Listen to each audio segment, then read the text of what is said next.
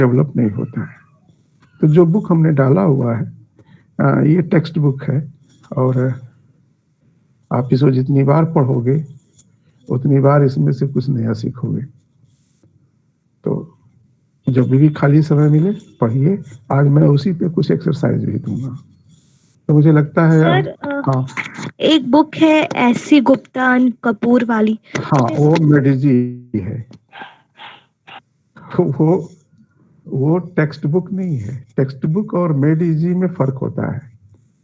मेडिजी क्या होते हैं कि आपको कैप्सूल है, मतलब कि तुरंत आपको सॉल्यूशन दे देगा, लेकिन कल को फिर आप सोचोगे तो भूल जाएगा, कॉन्सेप्ट नहीं देगा मेडिजी। तो गुप्ता कपूर की जो किताब है वो शायद ही कोई स्टेटिस्टिक्स का बच्चा हो जिसके पास 9 हो, शायद ही कोई स्टेटिस्टिक्स का अध्यापक हो जिसके पास 9 हो। लेकिन ये किताब केवल इसलिए है कि आपको कोई प्रॉब्लम करना है, नहीं आ रहा है, इसमें आपको सॉल्यूशन मिल जाएगा। लेकिन उस प्रॉब्लम के पीछे की लॉजिक क्या है, थीम क्या है, कैसे हम उससे बेस्ड और प्रॉब्लम कर सकते हैं। हाँ, बहुत सारे प्रॉब्लम ऐसी हमको थीम दे दी जाए जिससे कि उस थीम पे रिलेटेड बहुत सारे प्रॉब्लम हम कर ले जाएं। तो ये चीजें टेक्स्ट बुक में मिलती हैं। ठीक है।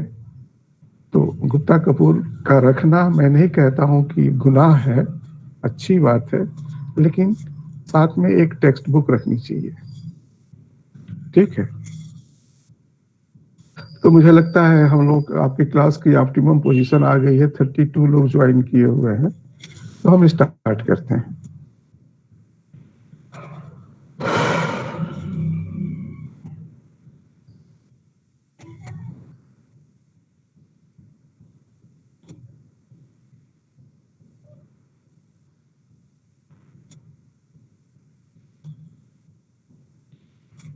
तो कल हम डिस्कस कर रहे थे सैंपल स्पेस पे। अब हमने जो भी एग्जांपल्स लिए हुए थे उनमें से कुछ के सैंपल स्पेस हमने यहाँ बनाए हुए हैं।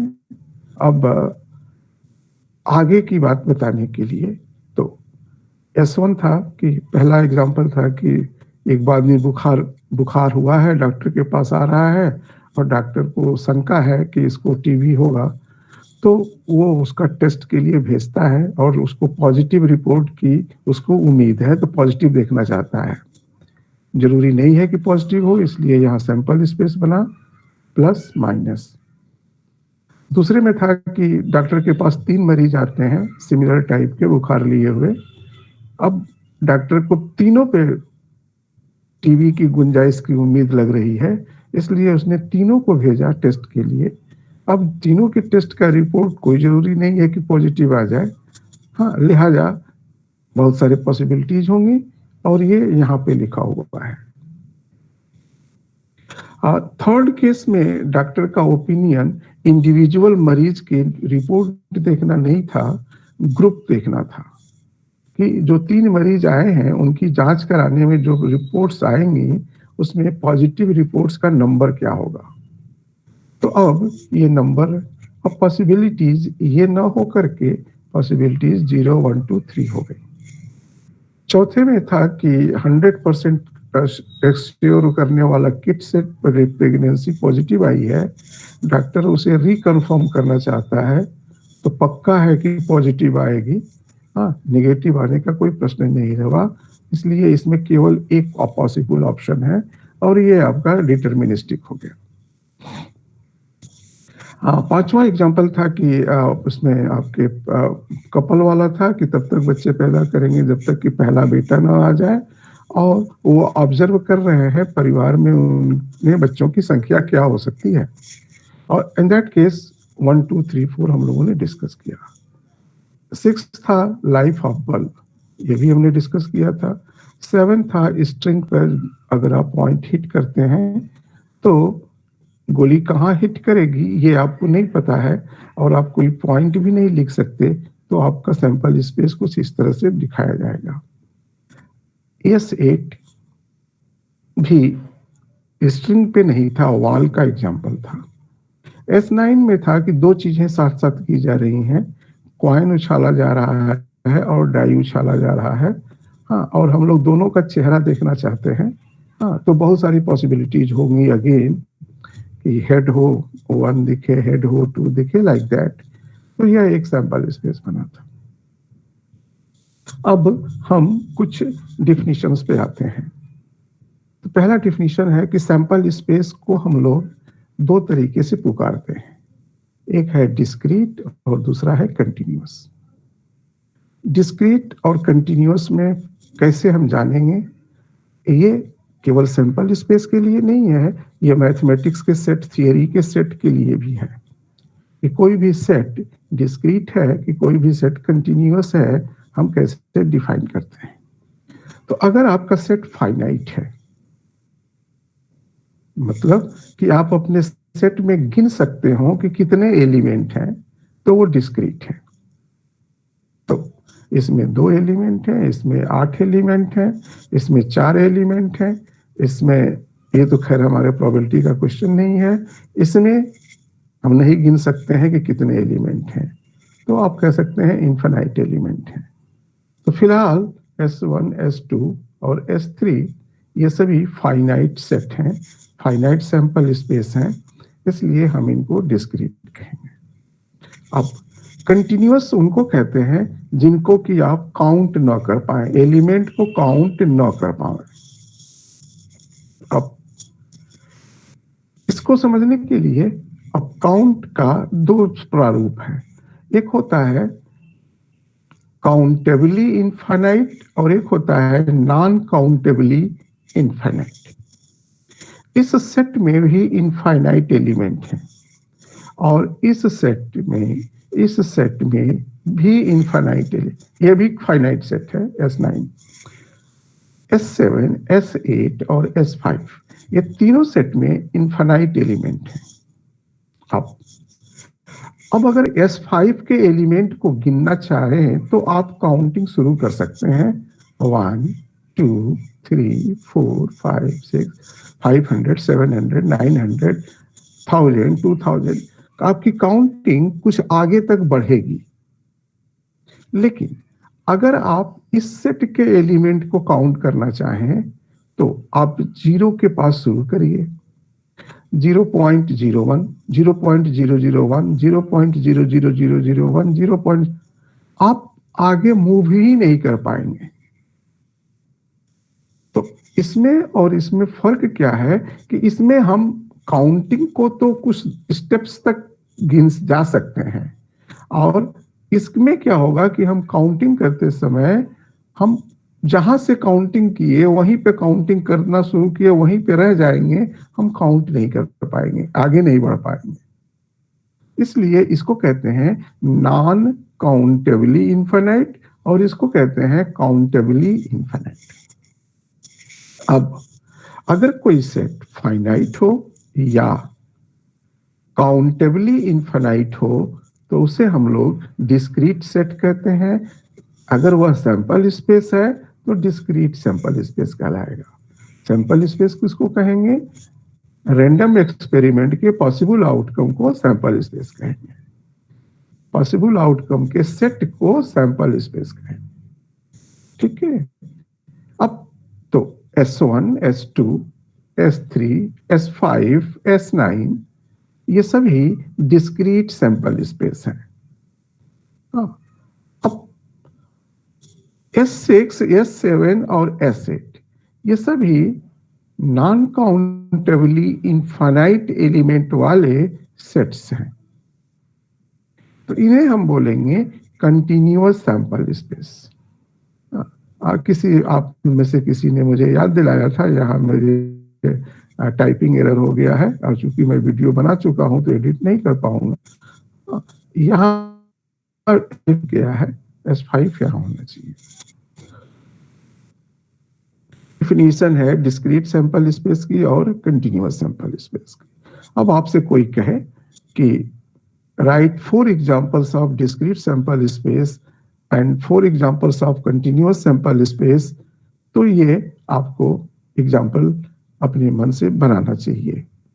तो आप अपने एक्सरसाइज के लिए नोट कर सकते हैं कि write 4 examples of discrete sample space, 2 examples of continuous sample space.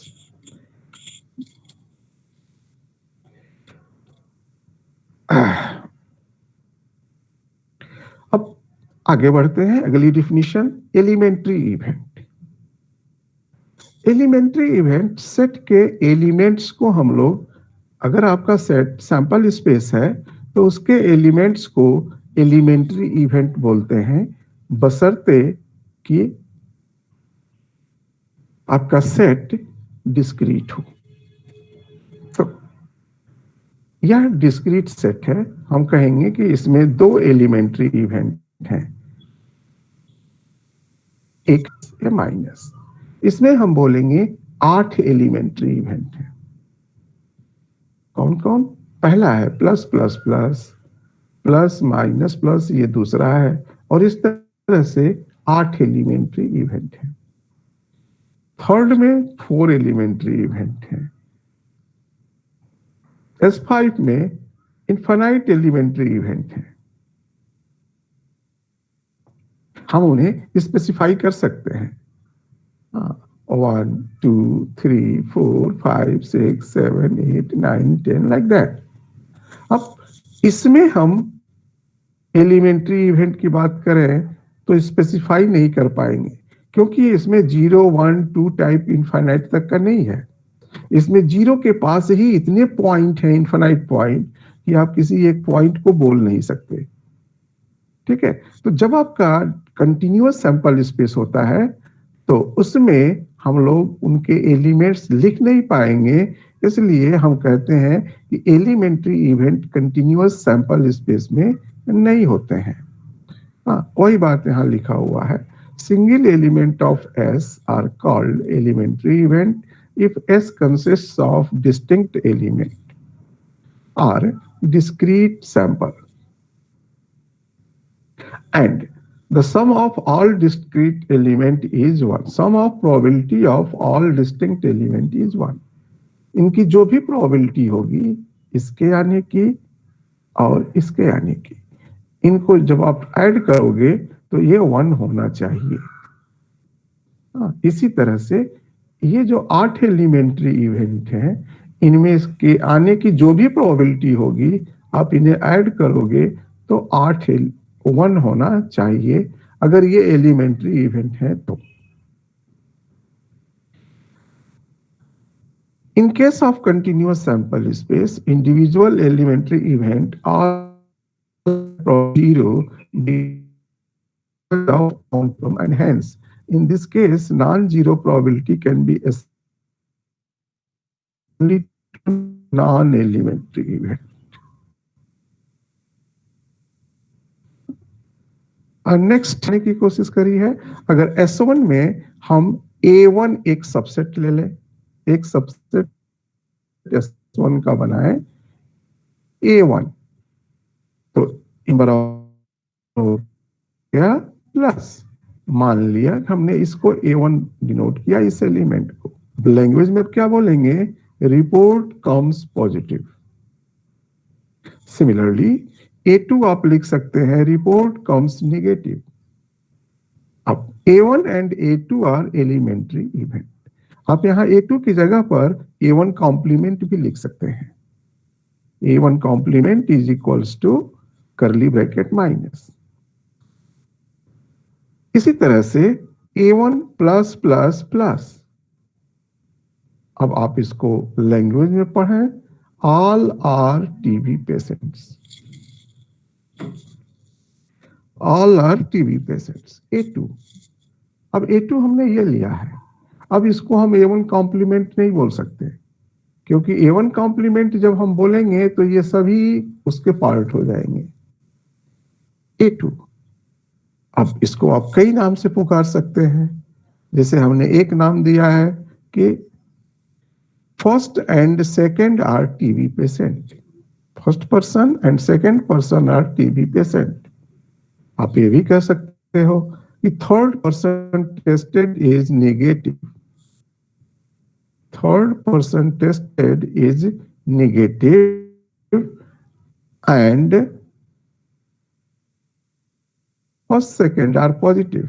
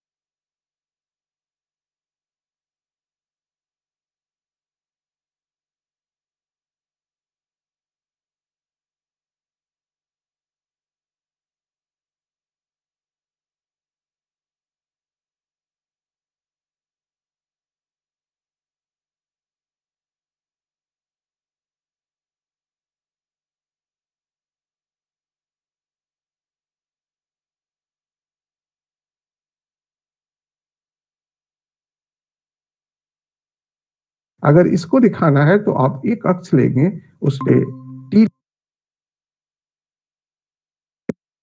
अक्ष का नाम और 0 से आगे की सारी वैल्यूज S6 की वैल्यूज होंगी। S8 को दिखाना है तो यह भी X5 7 भी एक अक्ष का है, 1 डायमेंशनल है। इसको दिखाना है तो 2 डायमेंशन के पॉइंट होंगे, तो S8 2 डायमेंशनल है। इसी तरह से S3 के एक एलिमेंट को दिखाना होगा तो आपको यह एक अक्ष, दूसरा अक्ष और तीसरा अक्ष, तो ये 3 डायमेंशन का हो गया या आर। इसी तरह से S9 टपल 2 का है, और हम ये जो क्वेश्चन पूछ रहे हैं केवल एक पर पूछ रहे हैं। इसका मतलब ये नहीं हुआ कि हम दूसरे को एक गेम से बाहर कर दिए, क्वाइन को, ठीक है। तो अब ये हमारा डाइसोच.2 एलिमेंट्री इवेंट नहीं होगा। क्यों?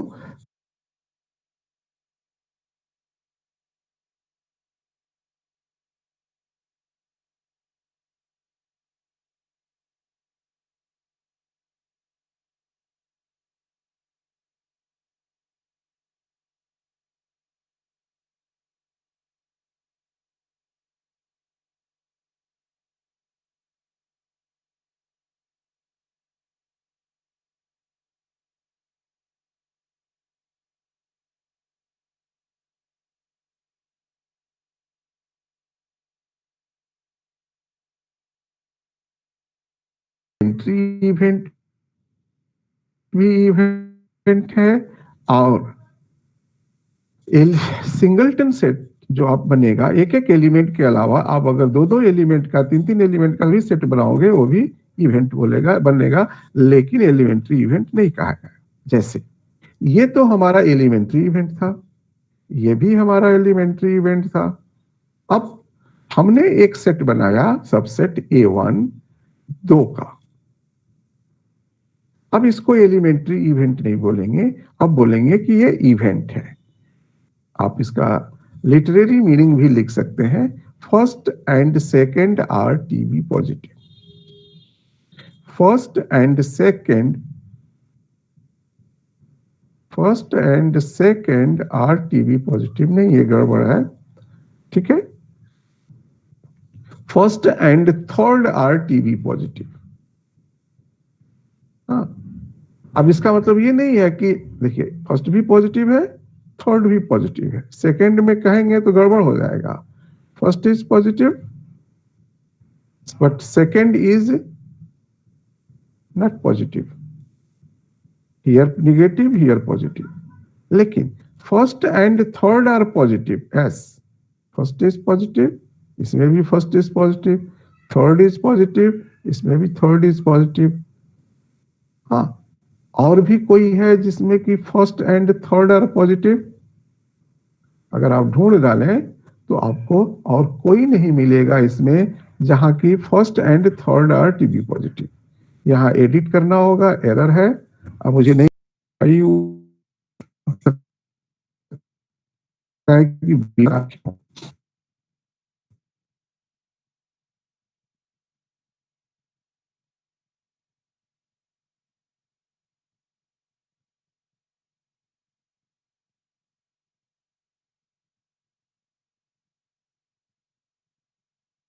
कि को नहीं लिया। 7 एलिमेंट का कलेक्शन बना दिया A2।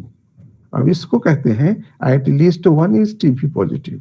अब देखिए आपको हर जगह कम से कम एक पॉजिटिव दिखाई देगा। एक पॉजिटिव, दो, एक, दो, दो, तीन।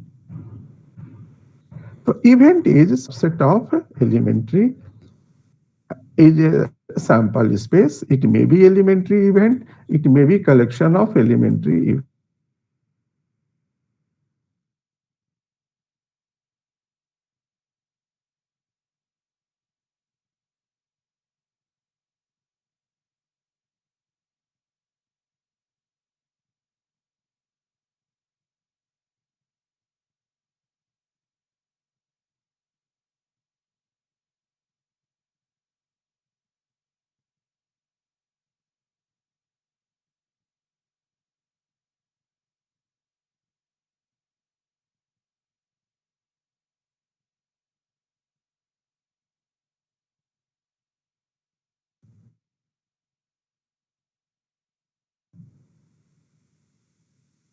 सपोज करिए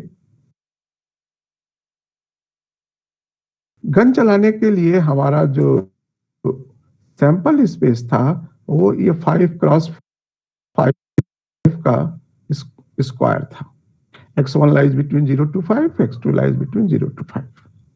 अब अगर हमने इसका एक सबसेट लिया, सपोज करिए कि ये, तो इस सबसेट को हम लोग क्या लिखें? तो इस सबसेट में x1 is lying between 1 to कामा को आप इंटरसेक्शन भी लिख सकते हैं। Intersection x2 lies between 2 to 4, x2 lies between 2 to 4। अब इसको आप कह सकते हैं कि गन हिट्स, चूंकि ये हमारा सैंपल स्पेस गोली के हिट करने का था दीवार पर, gun hits anywhere in the plane defined as x1 lies between 1 to 3, x2 lies between 2 to 4।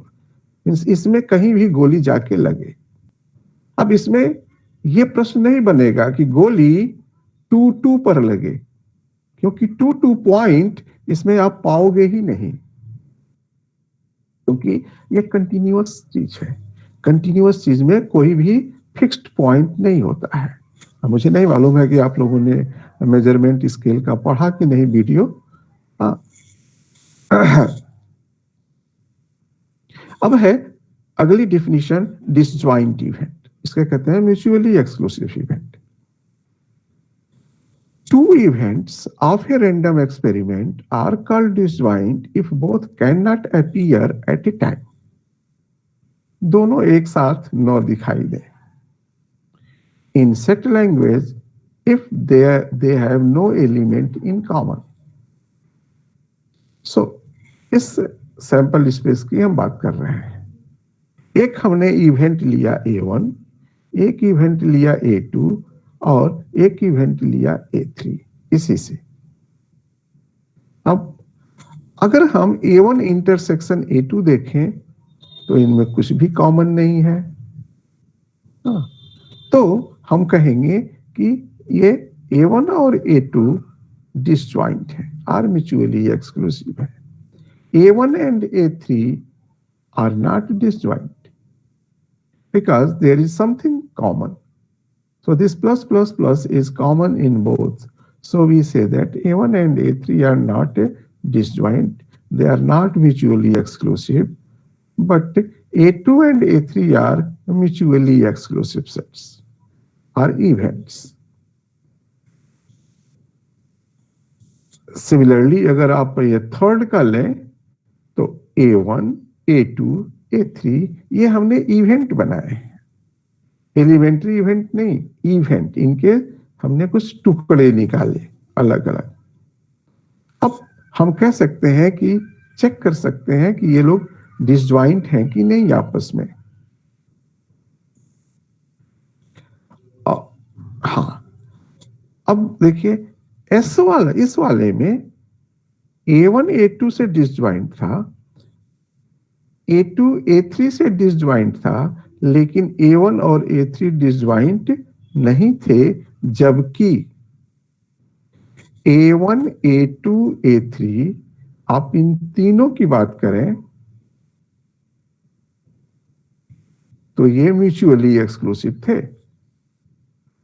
ठीक है, तो हो सकता है कि पेयर में आपको डिसजॉइंट मिले, बट कलेक्टिवली इन टोटल न भी मिल सकता है। सिमिलरली आपको थर्ड केस में भी इसी तरह की सिचुएशन मिल रही है। थर्ड में क्या है कि ये तीन इवेंट बनाए गए हैं, ये तीनों पेयर में डिसजॉइंट नहीं है, सॉरी डिसजॉइंट नहीं है। हाँ, A1 इंटरसेक्शन A2 डिसजॉइंट 5 नहीं मिल रहा है, A1 इंटरसेक्शन A3 5 नहीं मिल रहा है, A2 इंटरसेक्शन A3 5 नहीं मिल रहा है, लेकिन A1 intersection A2 intersection A3 5 मिल रहा है। अब आते हैं सैंपल 6 पर। सैंपल 6 में हमने ये सबसेट लिए अपने मन से। अब हमने देखा कि ये डिसजॉइंट है कि नहीं, तो मिला कि A1 और A2 डिसजॉइंट है, A2 और A3 डिसजॉइंट है, A1 और A3 डिसजॉइंट नहीं है, लेकिन A1 A2 A3 डिसजॉइंट है। अब इसको कैसे हमने देखा, तो इसके लिए हम आपको यहां ट्रिक बता रहे हैं। A1 5 से छोटे के सारे पॉइंट हैं,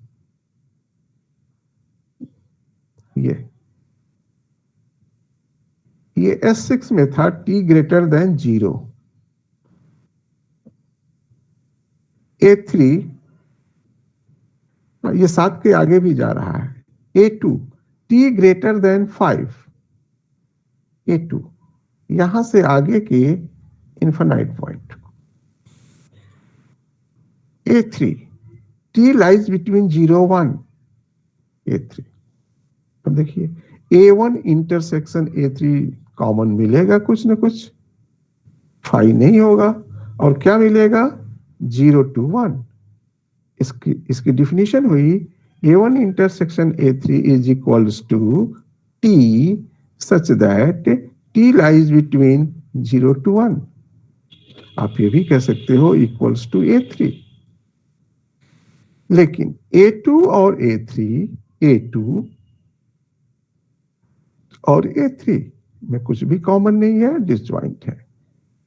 A1 A2 sorry A1 intersection A2 yes they are disjoint,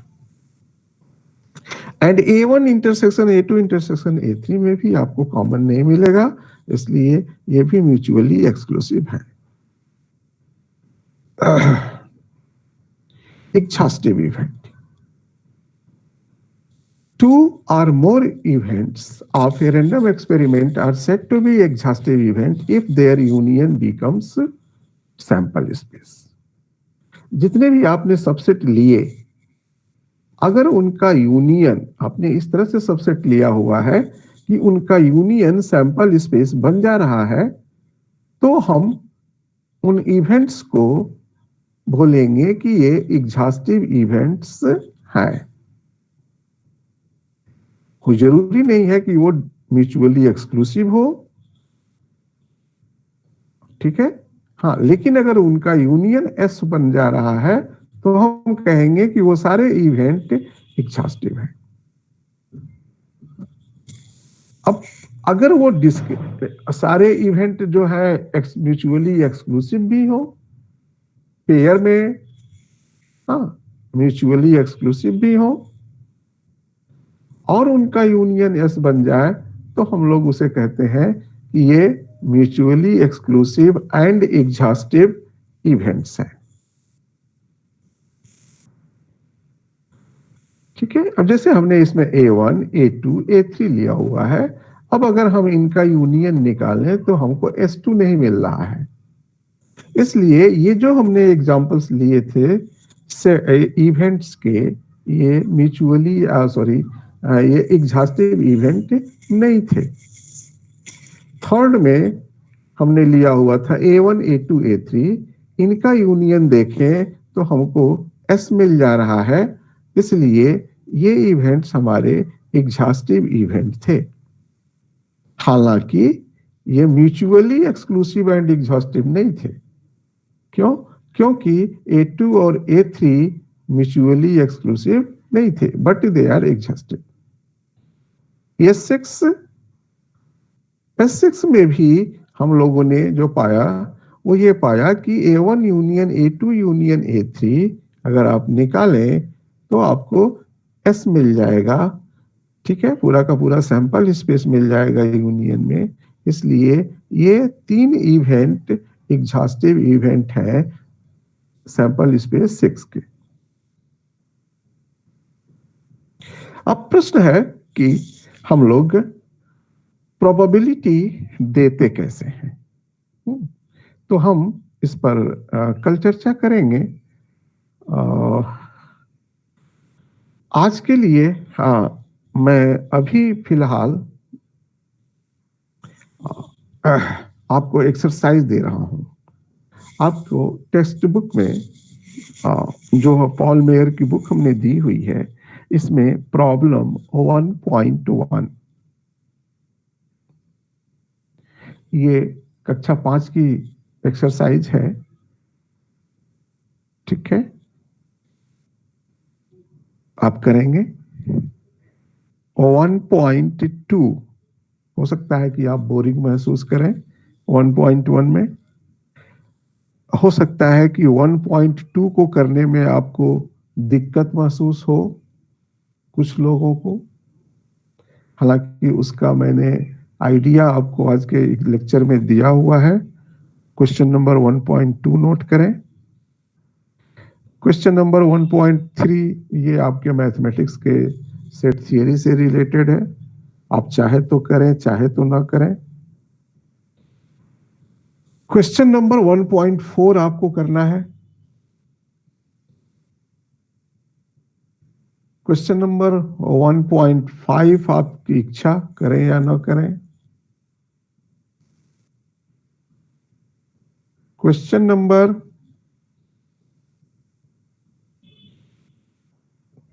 1.9 आप नोट करें अपने लिए। क्वेश्चन नंबर 1.11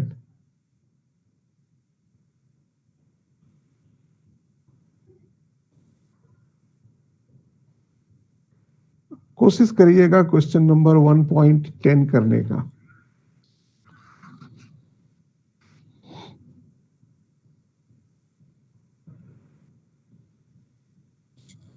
तो फिलहाल अभी आप इतने एक्सरसाइज आज कोशिश करिएगा करने का, और अगर आप कर लेते हैं और टाइम बचा रहे।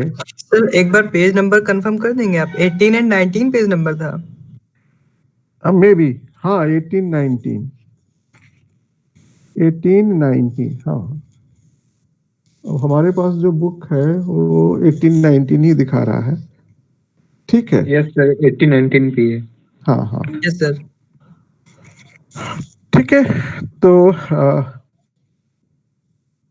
इतनी चीजें तो आपकी एक्सरसाइज हुई। हाँ, और अभी आप सुनने के मूड में है कि नहीं है?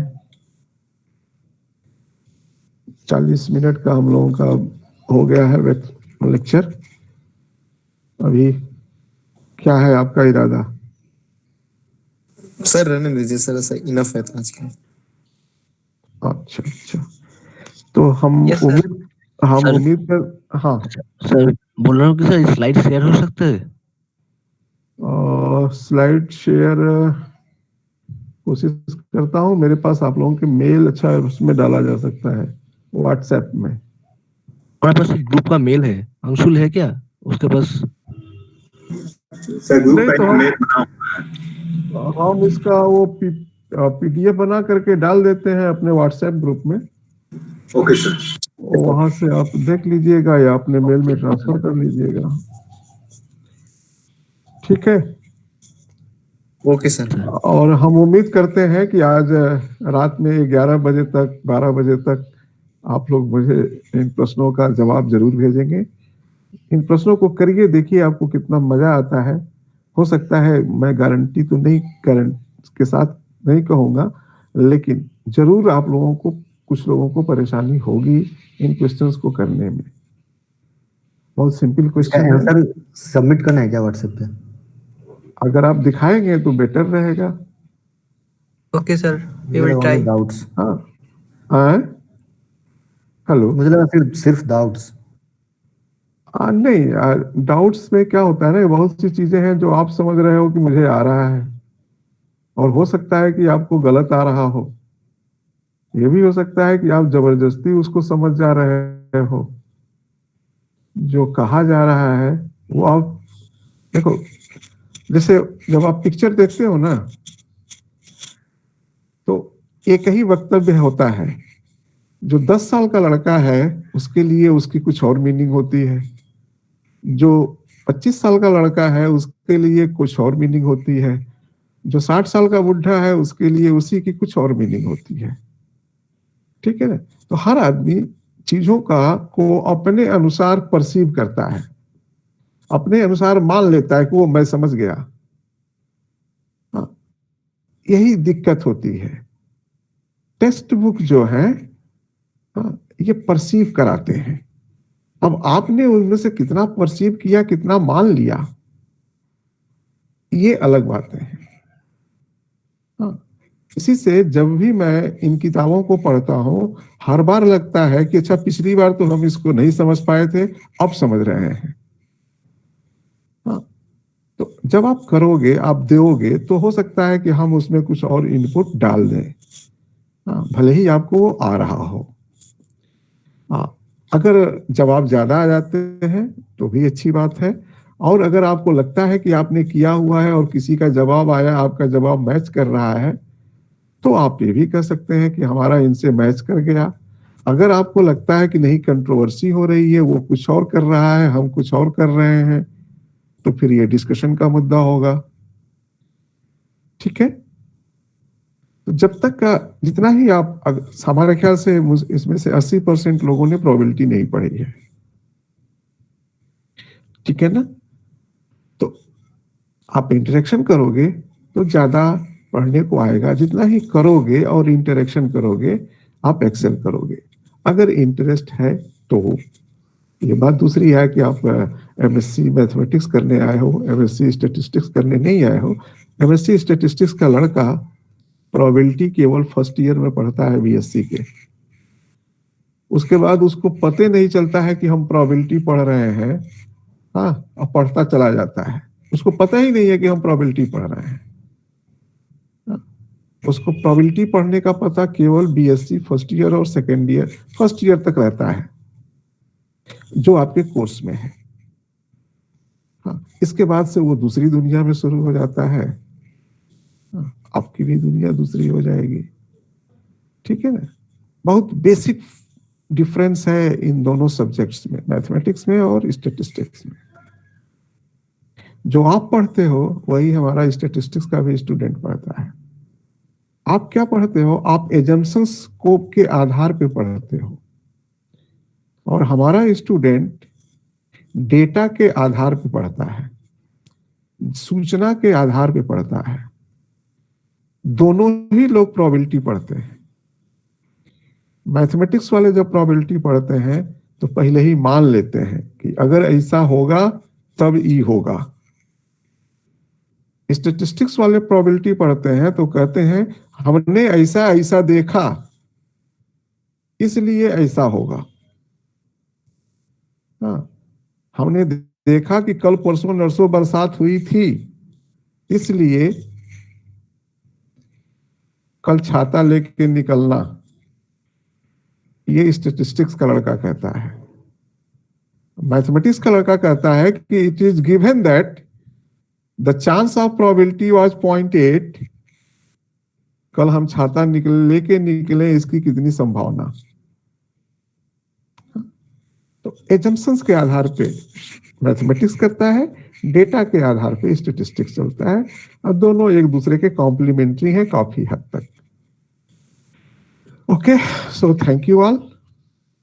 और किसी को कुछ बात करनी हो तो बात कर सकता है। Thank you sir. Thank you sir. Thank you sir. Thank you sir. Welcome. Thank you sir.